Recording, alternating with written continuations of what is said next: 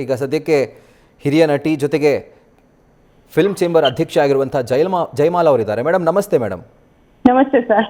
Madam ನಿಮ್ಮ ಗಮನಕ್ಕೆ ಬಂದಿದೆ ಅಂತ ಭಾವಿಸ್ತೀನಿ ನಟ ಚೇತನ್ ಅವರು ಮಾಡಿರುವಂತಹ ಒಂದು ಪೋಸ್ಟ್.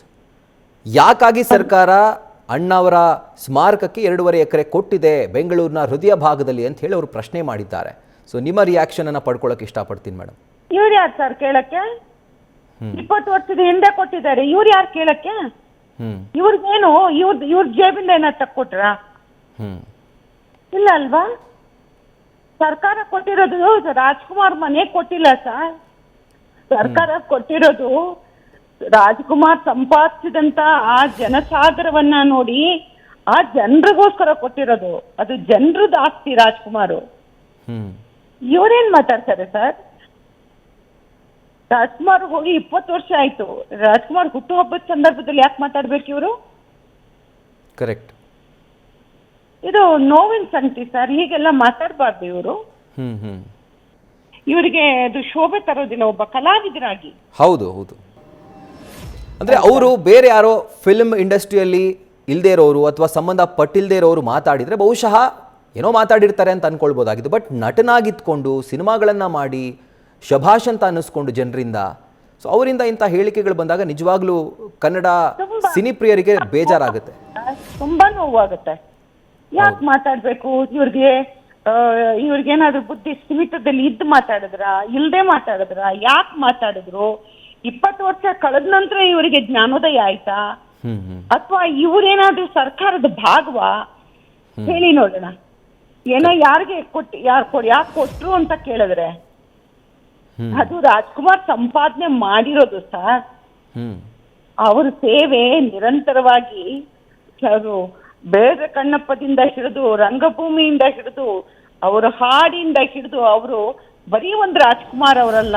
ರಾಜ್ಕುಮಾರ್ ಅವರು ಭಾಷೆಗೆ, ನಾಡಿಗೆ, ನೆಲಕ್ಕೆ, ಜಲಕ್ಕೆ ಯಾವುದಕ್ಕೆ ತೊಂದರೆ ಬಂದ್ರು ಮೊದಲು ಬಂದು ಎದುರು ನಿಲ್ಲುವಂತ ಜೀವ ಸರ್ ಅವರು.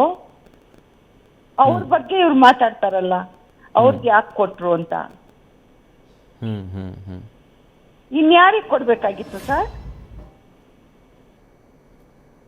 ಇದು ಬೇಕಾಗಿ ಹೇಳಿದ್ದಾರೆ. ಅವ್ರಿಗೆ ಬುದ್ಧಿ ತಿಳಿದೇ ಮಾತಾಡಿದ್ದಾರೆ ಸರ್. ನನ್ನ ಪ್ರಕಾರ ಬುದ್ಧಿ ಇಲ್ಲ. ಅವ್ರು ಅನ್ಕೊಂಡ್ಬಿಟ್ಟಿದ್ದಾರೆ ನಾನು ಮಾತಾಡಿದ್ದೆಲ್ಲವೂ ಕೂಡ ರೆಕಾರ್ಡ್ ಆಗುತ್ತೆ, ನಾನು ಮಾತಾಡಿದ್ದೆಲ್ಲವೂ ಕೂಡ ಜನರು ಇಷ್ಟಪಡ್ತಾರೆ ಅಂತ. I am very sorry. ಈ ತರದ ಮಾತನ್ನ ಯಾವ ಜನರು ಮೆಚ್ಚಲಾರು.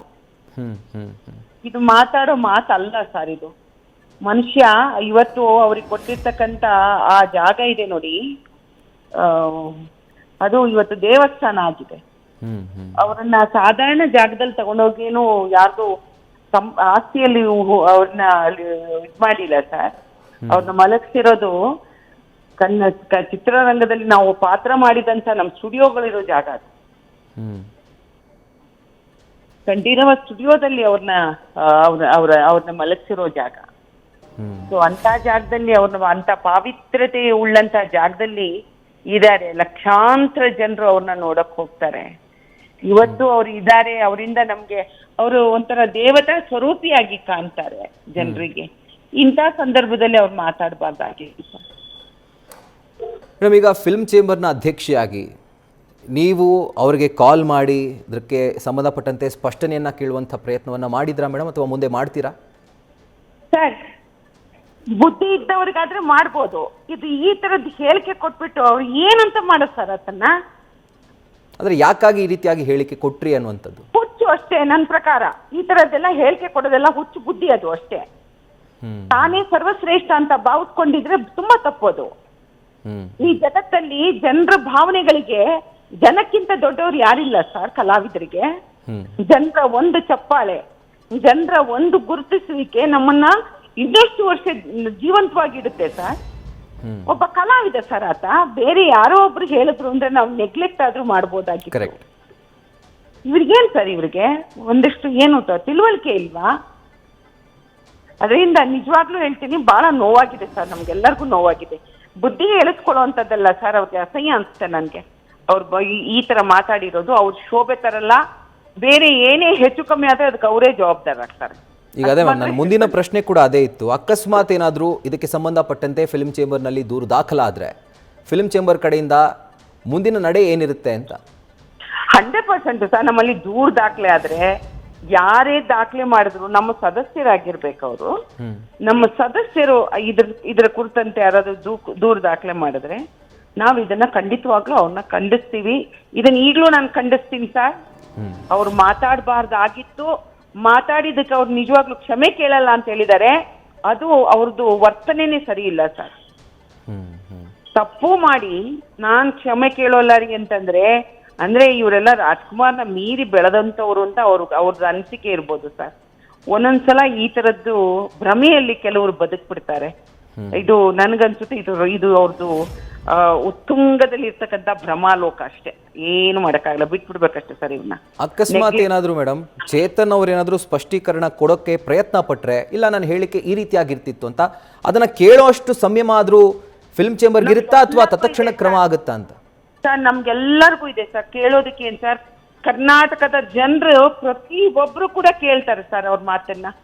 ಖಂಡಿತವಾಗ್ಲು ಚೇತನ್ ಅವರು ಆತ ಯಾವ ಮಾತನ್ನ ಹೇಳ್ತಾರೆ ಅನ್ನೋದನ್ನ ನಾವೆಲ್ಲರೂ ಕೂಡ ನಮ್ ಕಿವಿ ಎರಡು ಓಪನ್ ಆಗಿದೆ ಸರ್. ನಮಗೆ ಕೇಳೋಷ್ಟು ಶಕ್ತಿ ಇದೆ. ಆದ್ರೆ ಏನ್ ಕೇಳೋದು ಸರ್, ಅವರು ಕ್ಷಮೆ ಕೇಳಿ ಅಂತ ಕೇಳಿದ್ದಕ್ಕೇನೆ ಅವ್ರು ಹೇಳಿರ್ತಕ್ಕಂಥ ಉತ್ತರ ನಾನ್ ಕೇಳಿಸ್ಕೊಂಡೆ. ಅದ್ ನನ್ಗೆ ಇನ್ನೂ ಬೇಜಾರಾಗೋಯ್ತು. ಸ್ವಲ್ಪ ಕೂಡ ಇವರಿಗೆ ತಿಳುವಳಿಕೆ ಇಲ್ಲದೆ ಇದ್ದಂಗೆ ಆಗೋಯ್ತಲ್ಲ ಅಂತ ಬೇಜಾರಾಗೋಯ್ತು ಅಷ್ಟೇ. Right madam, thank you so much news first ಜೊತೆ ಮಾತಾಡಿದ್ದಕ್ಕೆ. ನ್ಯೂಸ್ ಫಸ್ಟ್ ನಿರ್ಭೀತಿಯಿಂದ ನಿಮ್ಮ ಪರವಾಗಿ.